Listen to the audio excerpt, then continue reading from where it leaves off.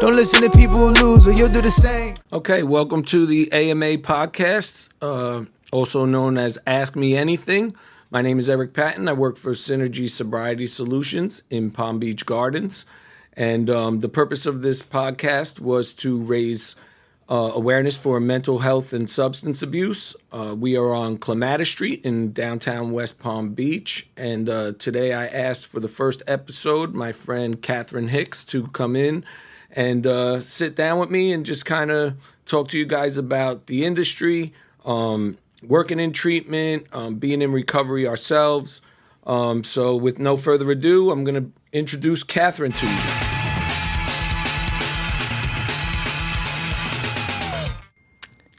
Hi. Hey, Eric. How are you? Good. Happy to be here. Thanks for having me. Good. Thank you for coming, showing some support. So I met Catherine about a year ago. She works in business development for the Ranches, which is a detox down in Residential down in Southwest Ranches. And like I said, I met Catherine about a year ago, and she has been very instrumental in introducing me to people. I was in operations for the first 3 years of my career in this field, and then branched out into business development. And Katie, you were very cordial and kind of just helped me get my footing. So thank you for that. Thank you for coming in today. And we also have here today another guest who is the owner of the Southwest Recovery Ranches, Scarlett Kennedy. And so we're going to bring Scarlett in.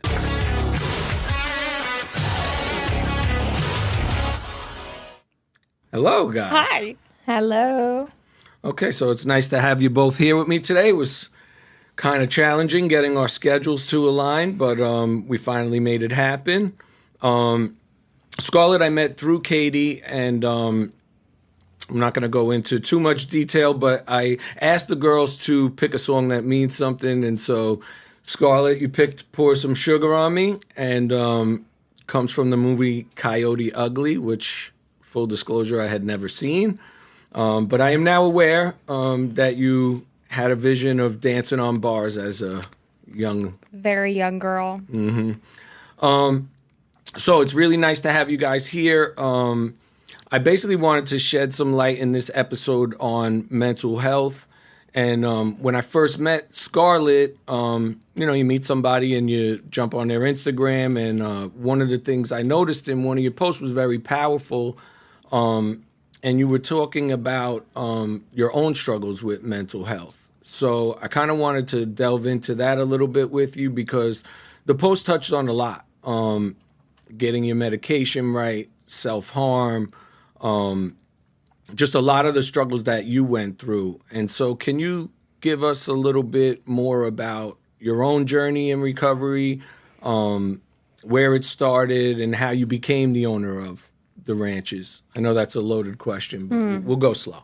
So I'm originally from Maryland, and I had some trauma in my childhood, and I struggled with mental health at a very young age, but I wasn't aware that it was mental health. Mm-hmm. I just didn't feel right. I didn't feel normal. I suffered with suicidal ideations very young, but could not wrap my head around the fact that that was a suicidal ideation. I had no idea, but I would have like fantasies about just wanting to die and how I would die. And I don't know, it was just very broken. I got into drugs and alcohol when I was about 12 years old. It's where I'm from. It's just there was really nothing to do, and it was introduced to me in my household. And it wasn't that anybody necessarily forced me to do it, but it was, I had a broken home. I had a dad that worked 2 jobs. I had a stepmother at that time that was an active alcoholic, and she would allow me to take my dad's narcotics for menstrual pain. So once I realized, I feel good, I feel normal, I had menstrual pain all the time. And she just kind of wanted me to shut up. So I would take it. And then when I realized that my dad basically had a pharmacy in the house, I would go find whatever I needed. I'd trade it out with my friends. I was just dabbling at that time. I had a boyfriend. We were using together until I was probably like 13 or 14. And then I had to go to treatment in Florida. And I went to an adolescent treatment program that was even more traumatic, to be very honest. It was more traumatic. I wasn't ready for it. I didn't understand being away from my family and what that really looked like. Right. I came to Florida to live with my mom after my dad kicked me out because he had enough. I got kicked out of the treatment center. I went back to Maryland. I didn't do well there for about 2 months, and my dad's like, go. I ended up in the psych ward for about 10 days in Maryland before I ended up in Florida with my mom. When I came here, my mom was just like, listen, you have 2 options, and none of them involve using in my house because my mother was in recovery. She fought hard to get me back into her custody, and she was just basically like, you can be here, you can live a normal life, but if you're going to continue to do that, this isn't the place for you because you can't put my recovery at jeopardy. And I was like, whoa, that's a huge boundary for somebody that hasn't had their kid for 5 years. Right. And somebody but her recovery was first, and I admired that. And I did. I respected that until I was about 17. And I went back out. I started using again. I just wasn't done. There was still unresolved mental health for me. But at that time, I didn't understand that it was mental health related. Because the drugs and alcohol, I wasn't a daily user. I binge used. And it was more so like whatever was going on in my life, did something trigger it? Boom, I'm using again, spiraling. I maintained jobs during the time, so I was like, I'm not an addict, I'm fine. Right. I have a job, but I couldn't maintain being a mother. I had my first child when I was 18. It was a struggle. Anyways, I got clean when I was 21. My mother threatened to take my daughter away. She said, you have a year to get your life together, or I will legally take custody. And I was like, yeah, okay, whatever. She meant business. She really did. And I took about 10 months of that year, and I showed up back on her doorstep on October 29th, 2017, and was just like, I'm done. I'm done. Please help me. And she's like, enjoy the couch. And I didn't get to go to treatment that time. I just didn't get to. And that was like when the treatment shuffle was really big in Florida. So she works in treatment. She didn't want that to happen to me. And I was very liable to go through the treatment shuffle. Right. So I did. I went to meetings, and that's what worked for me. But then I woke up, and I still didn't want to live. I didn't want to use, but I didn't want to live. Like, I did not want to be here, did not want to do the work, nothing. I started doing the work. I did not feel the internal resolution that I needed to feel. So I went to a therapist when I was pregnant with my son in 2019, and I told the therapist that I was suicidal, that I had zero desire to live, and I don't think that that's normal. Right. I ended up going on medication, had the baby. I tried more medication, and just nothing was working. And I was starting to feel really hopeless. Like, when is something going to work? When is something going to give? I was doing therapy. I was doing the meds. I was working a program. But that's unfortunately the issue sometimes with medication, is that it's trial and error and figuring out what works for you, what's really going on. At that time, I was also just not really being 100% honest. Right. About what was going on and what my mood swings really looked like, or the abandonment issues that I struggled with. And then it took about 7 years to get properly diagnosed. Wow. And go on different medications. And I finally found a protocol that works for me, and my life is just a lot better today. Awesome. I was able to get into treatment through my mother. I started working in an admissions office. I'd say like 2018, 2019. Okay. And I wanted to know what everybody else was doing at work. Like, how did everybody grow? And I did. I just watched people, and I worked along with some really great people in this industry, and I paid attention. And I worked for another company. I was able to get an investor and buy Suncoast Ranches, which has been an absolute dream.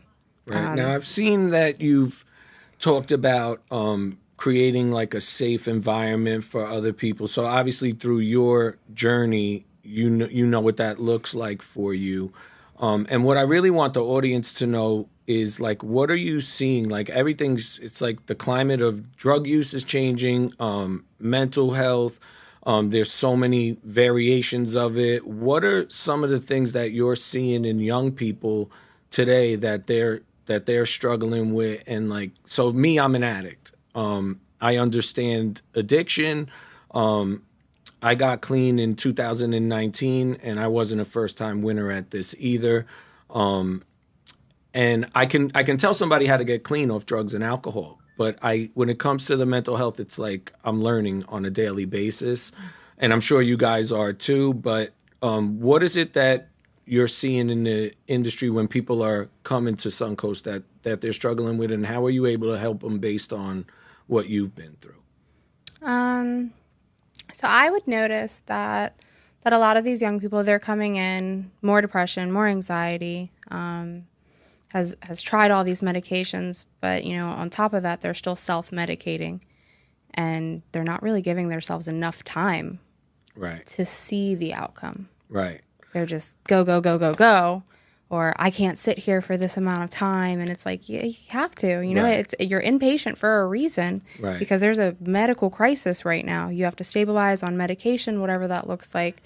Get into a routine. Like, a lot of people are lacking discipline and routines, and I would just say being honest. Right. Like, there's just so many people that aren't really honest about what they're going through.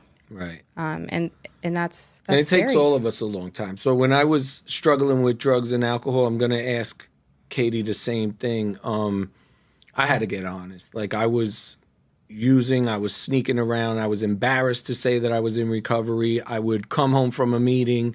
I had been incarcerated. I'm 40 years old. I'm coming home. I know I have a drug problem now. I was abstinent when I was in jail, so I thought, I got this licked.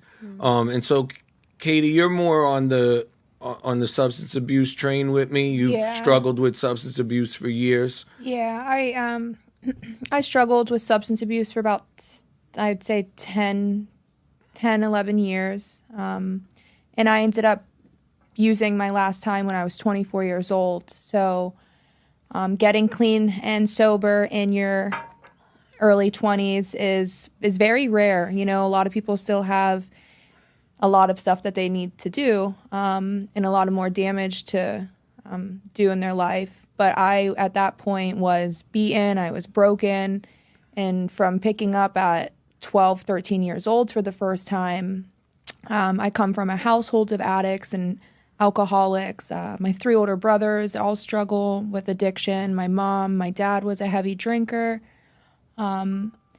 So I got my first DUI when I was 19, kicked out of high school, all of that stuff had happened, and dropped out of college. So by the time I was in my 20s, I was ready, but I just wasn't willing, because I still thought that I could solve my own problems on my own.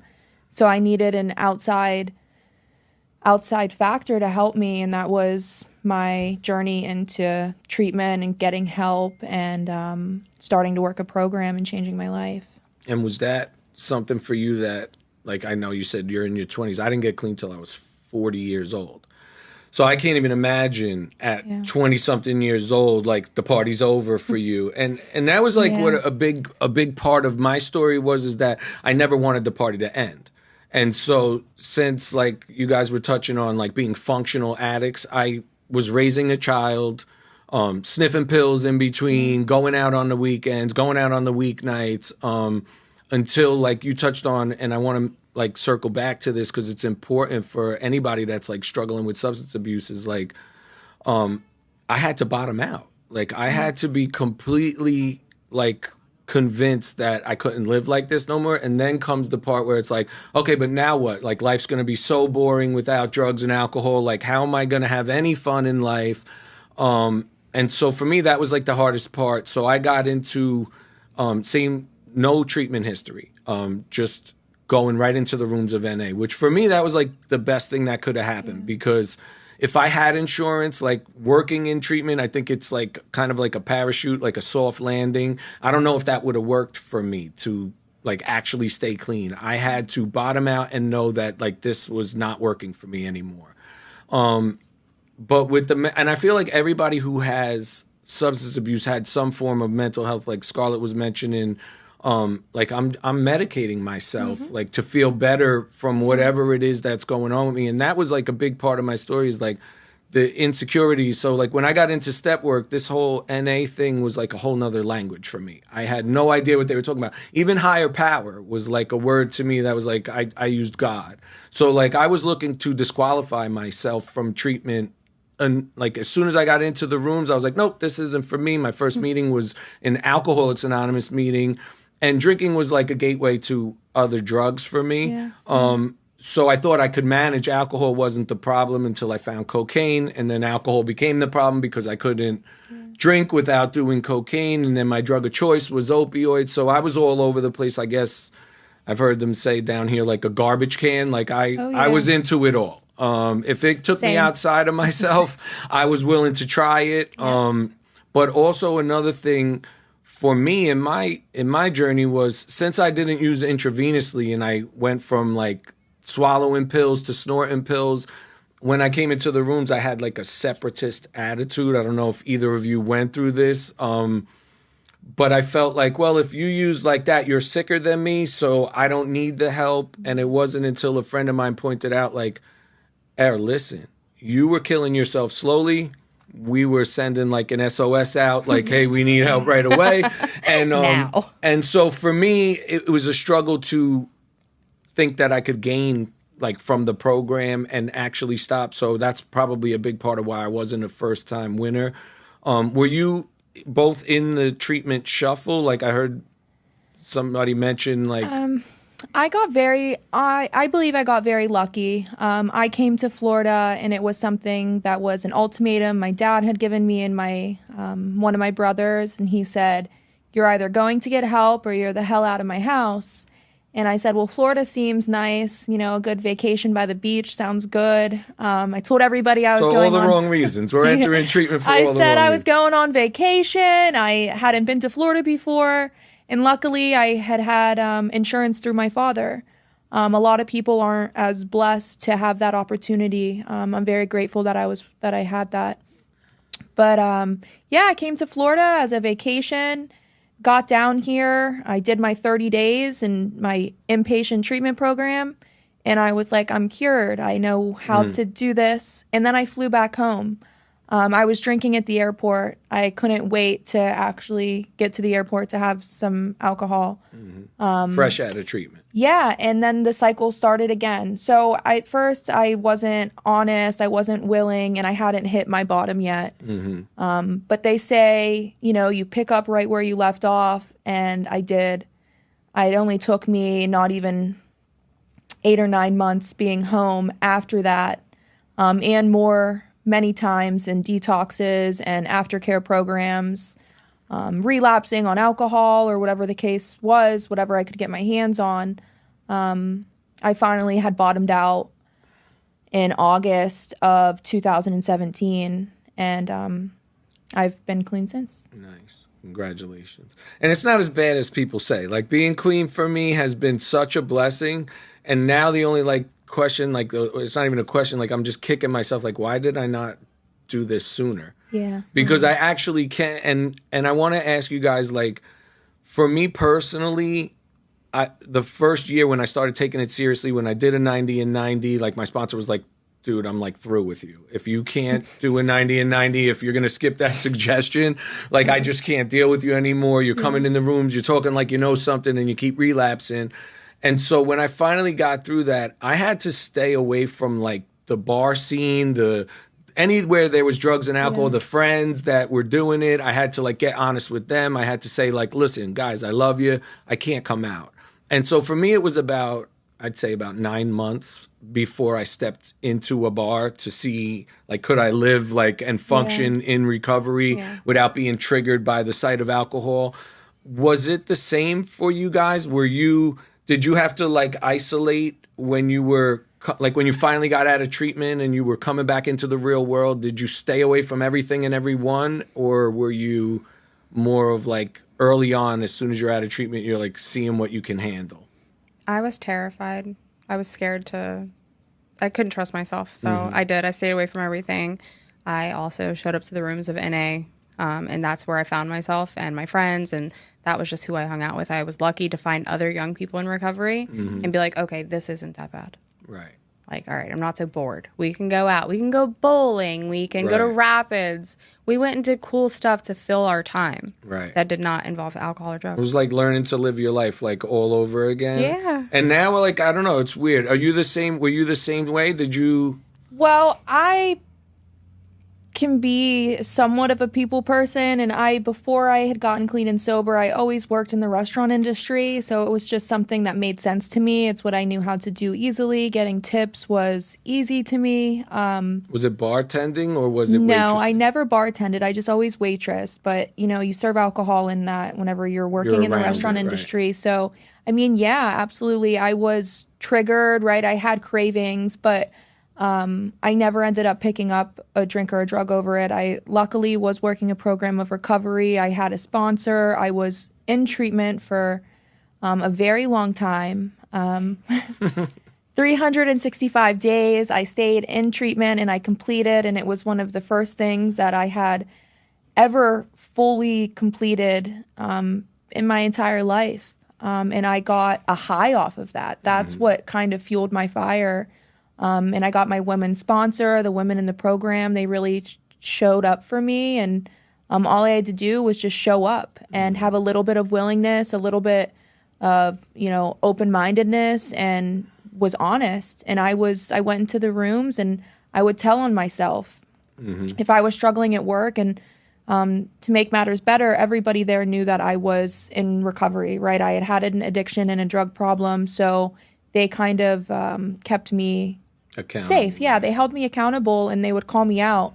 And everybody knew. I came in and I told on myself immediately. Right. So yeah, I was definitely in my FOMO, my fear of missing out, what's going on, who's going where tonight. But that's also where my addiction thrived, is in the chaos of all that stuff. So I stayed far, far away from it. And if I was struggling, I went to a meeting and I shared and I told on myself. Right.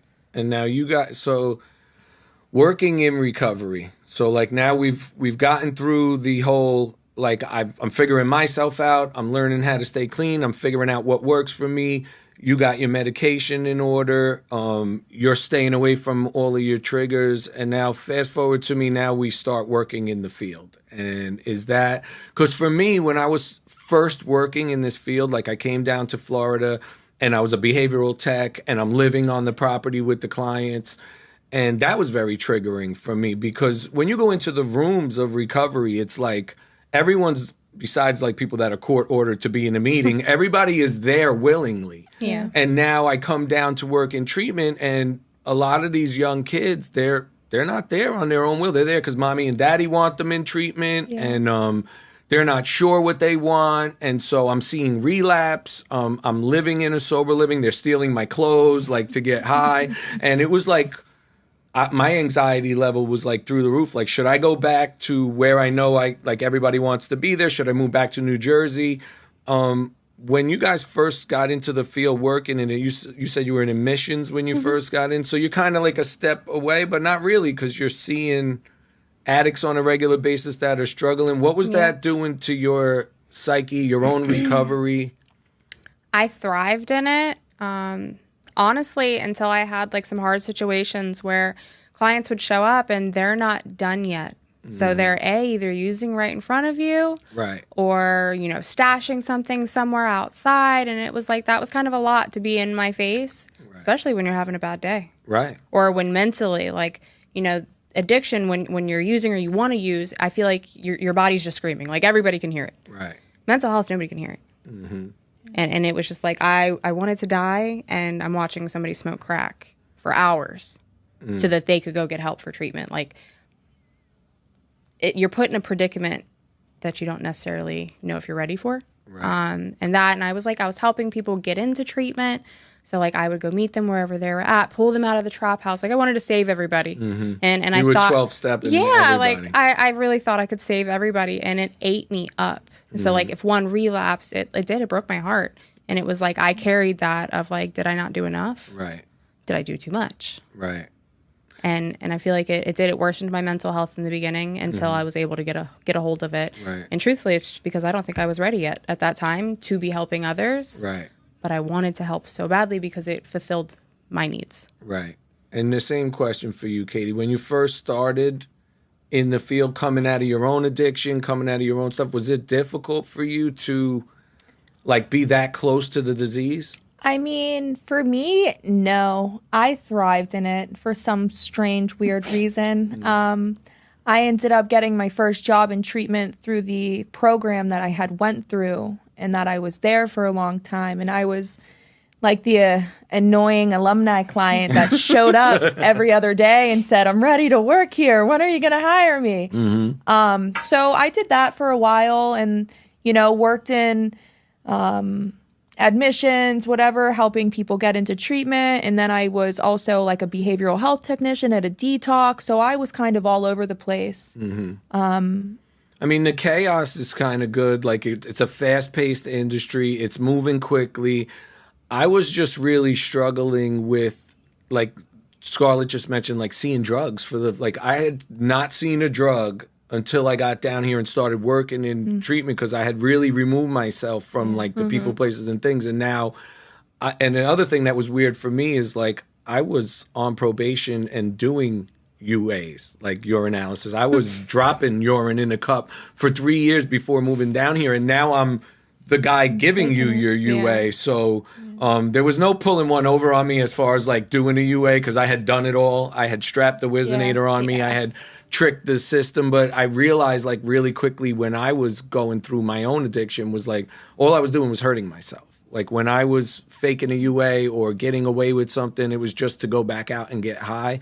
So working in the field is like it's still challenging for me at times. But I think if we're like taking care of ourselves and doing, like I'm in my meetings every week. I know what's good for me. Like when I was done with the 90 and 90, which was like, I did not do that very willingly. I was like kicking and screaming through the 90 and 90. But when I was done with it, I was like, I would go to my sponsor and say like, what do I do now? Like I'm done with the 90 and 90. And he's like, how many meetings do you think you need to go to a week? And I'm like 3. He's like, let's try 4 or 5 in the beginning.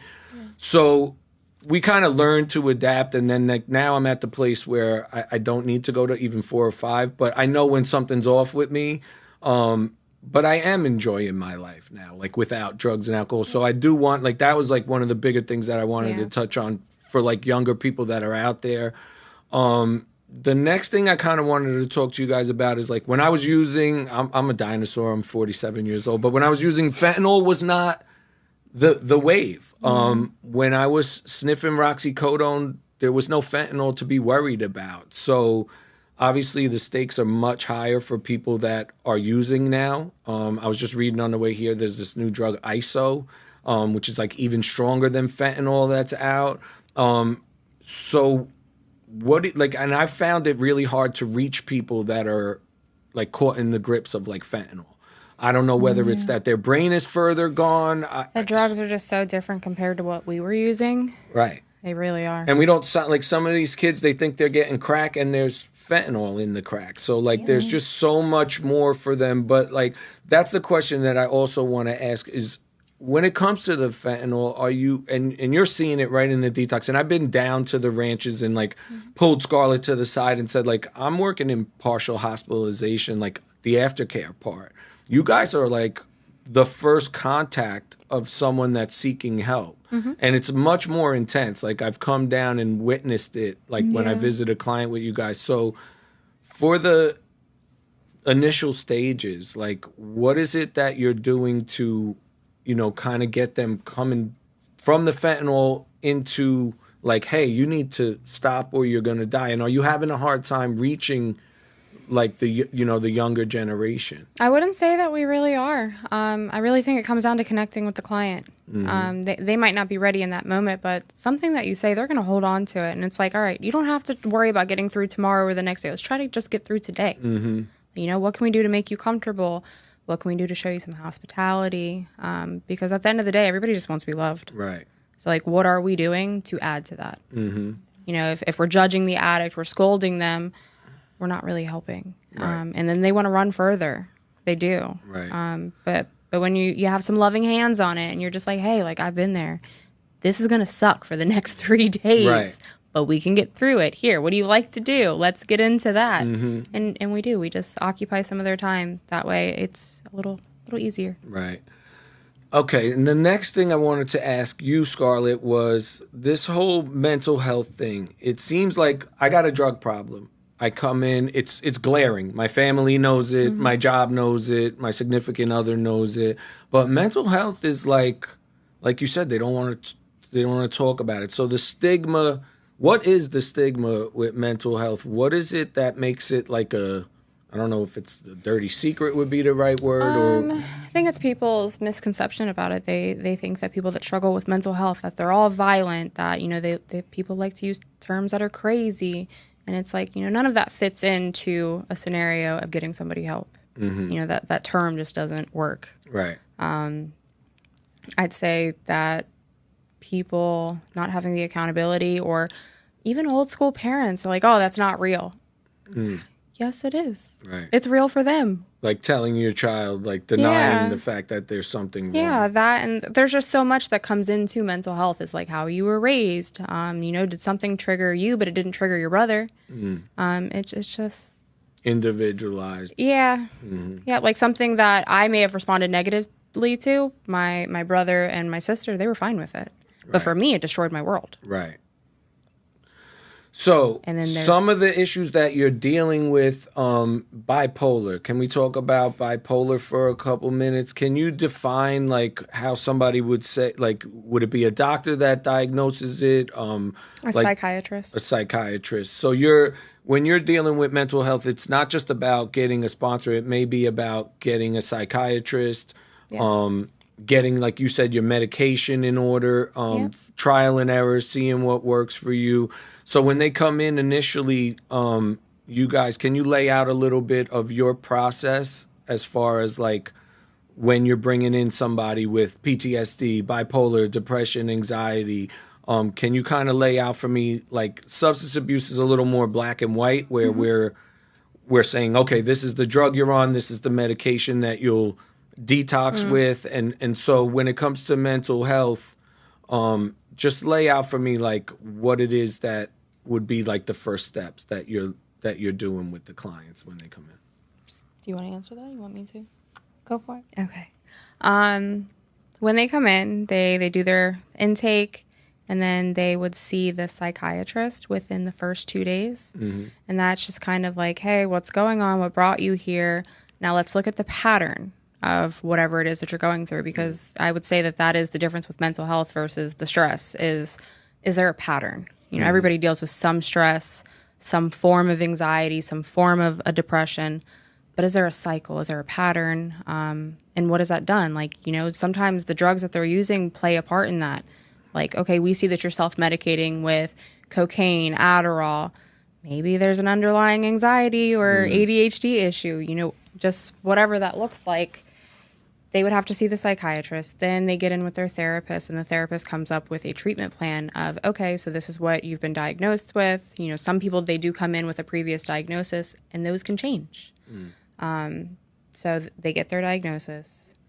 They work with clinical, and what we do is we observe that behavior during the time, because you can take the medication, but it's not going to solve all the problems. Right. You have to work hand in hand with a therapist so that you can be aware of what you're struggling with and the coping skills that come with it, because there are ways to cope. There are plenty of people that do this without medication, and then there's some that just need that extra help. And either way is okay. So the medication part of it, is there a stigma on that with the mental health too? Do people feel like, I don't want to take that, or I'm not clean if I take that, or what is that a big part of the mental health? Yes. So a lot of, I'd say more male patients do not want to take the medication. I'll be fine. It's like, hey, if you were fine, we would not be in inpatient care right now. So we got to try something different, because your way's not working. And it's, it's the same thing with substance abuse. Your way's not working. Give us the opportunity to help you. If you don't like it, it's not a forever thing. You can stop taking it. Right.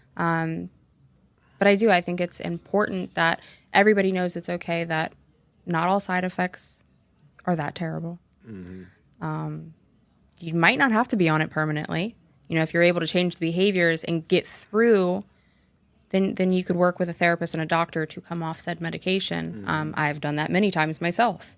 I've also had wrong diagnosis many times. And back to the post, unfortunately, I had a wrong diagnosis at that time, and I was trying to wrap my head around this big diagnosis that wasn't for me, and that's why it wasn't adding up at the time. A lot of mine is behavioral. Right.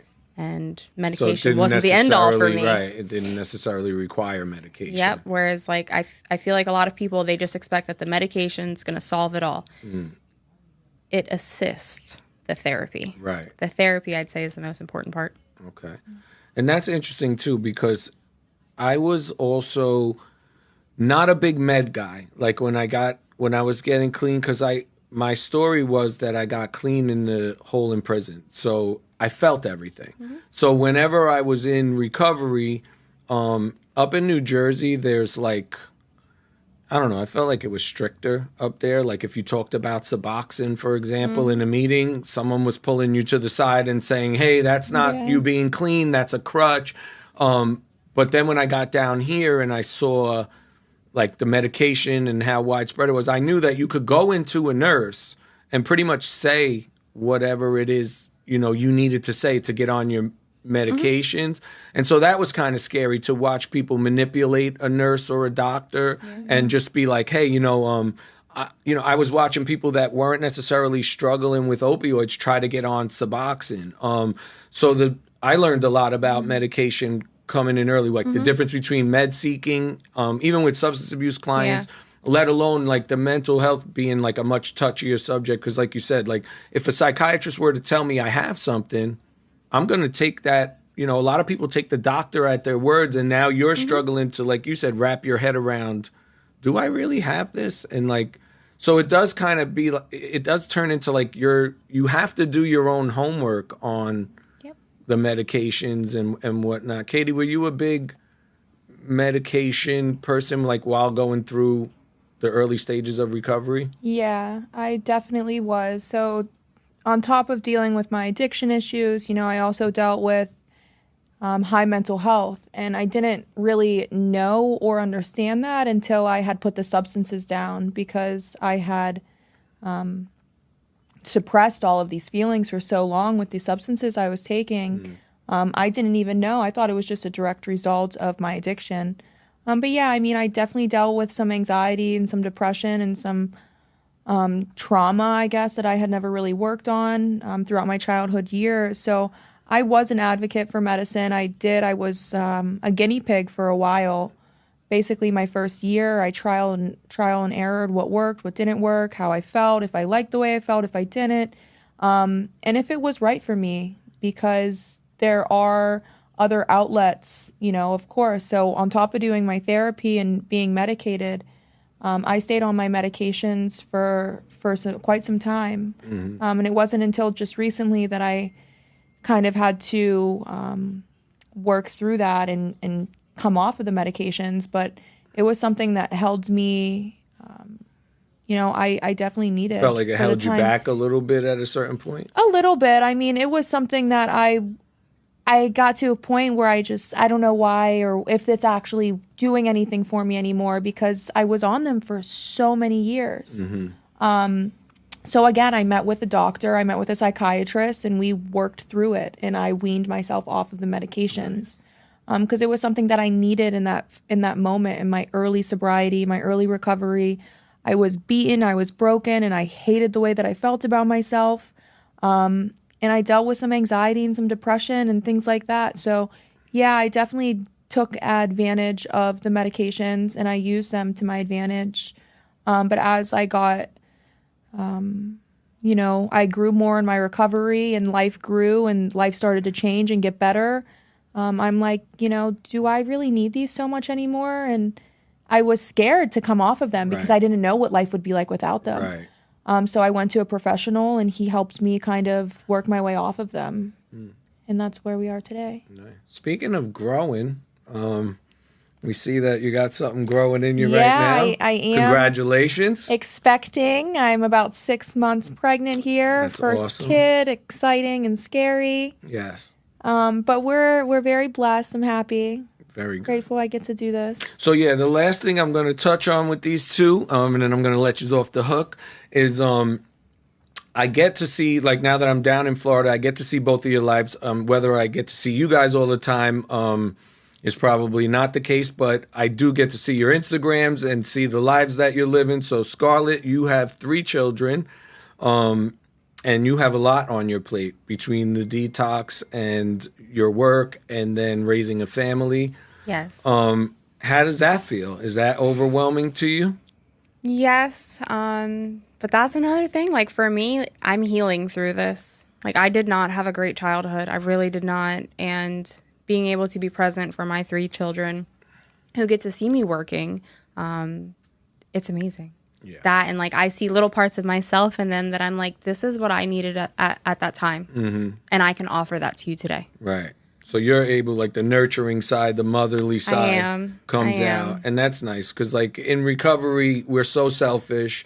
When we're using, like before I became a parent, like I was like, how am I going to do this? And like I have all these other issues going on. So like being in recovery, it's easier to be a parent. It's easy, you know, like you're just living your best lives. Katie, I see you always out and about doing your thing. And I'm talking about like your social life. Like you have a nice social life, a nice balance between your social life. Every other day. Yeah, a lot of concerts, but like, you know, I love my music. Yeah, music goes hand in hand. Like in recovery, it's like so therapeutic. So yeah, it's nice to see you guys. Like I don't know you both that long, but it's like really nice to see the lives that you're living in recovery because we all know like it doesn't have to be like this. Yeah. And we're so blessed. Like living down in South Florida for me is like the palm trees haven't even worn off on me yet. Like I'm still like I wake up and I'm like, wow. This is real. I want to thank you guys for coming in with me today. It was very informative. It was very nice to sit down with you guys. Thank you for your time. And we'll have you back up here. Appreciate you. Thanks for having us. This is exciting.